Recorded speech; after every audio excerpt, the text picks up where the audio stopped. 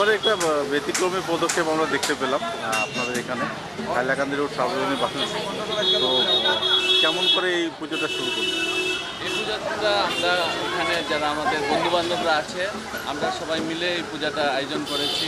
আমরা এবার প্রথমবার করেছি। আমরা আশা রাখবো যে এই পূজাটা যাতে সবসময় চলে, কন্টিনিউ হয়। তো কী কী অনুষ্ঠান থাকছে আপনাদের? আজকে আমাদের বিকালে এখানে কালচারাল প্রোগ্রাম থাকবে। আজকে আছে 3 দিনের থাকবে কালচারাল প্রোগ্রাম, বিভিন্ন নাচ গান অনুষ্ঠান এগুলো থাকবে। দুর্গাপুজোর এই যে আয়োজনটা এত বড় সামাল দিচ্ছেন কেমন করে আর্থিক দিকটা?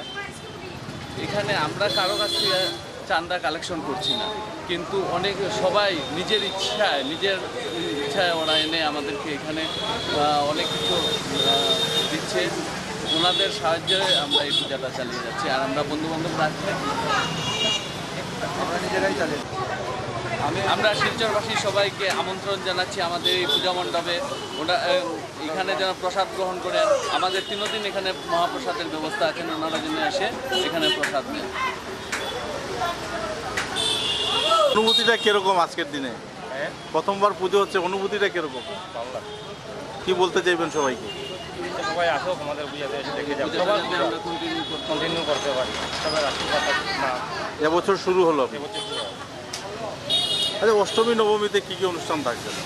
আমাদের কালকে কালচারাল প্রোগ্রামের মধ্যে আমাদের ডান্স প্রোগ্রাম আছে ছোটো ছোটো বাচ্চাদের, পরশুদিন বাউল সঙ্গীত তাছাড়া দুপুরবেলা মহাপ্রসাদ বিতরণ, সন্ধ্যার সময় মহাপ্রসাদ বিতরণ। মহাপ্রসাদ কবে থেকে? আজকের থেকে 3 দিনই প্রসাদ দেওয়া হবে। তো সবার সহযোগিতায় আমরা এগুলো চালিয়ে যাচ্ছি। মহিলাদের একটা বিশেষ ভূমিকা রয়েছে। এত বড় পূজা মায়ের আশীর্বাদ ছাড়া বা মহিলাদের আশীর্বাদ ছাড়া সেটা সম্ভব নয়। তো কেমন লাগছে আপনাদের? খুব ভালো লাগছে। এখানে প্রথমবার হচ্ছে যে আসছে পূজা, এমনি তো দুর্গা পূজা হয়, এখন এই প্রথম খুব ভালো লাগছে। এবারে আয়োজনটা করতে আপনাদের মানে কেমন খুব করে? আনন্দ লাগছে, খুবই আনন্দ লাগছে। ঠিক আছে।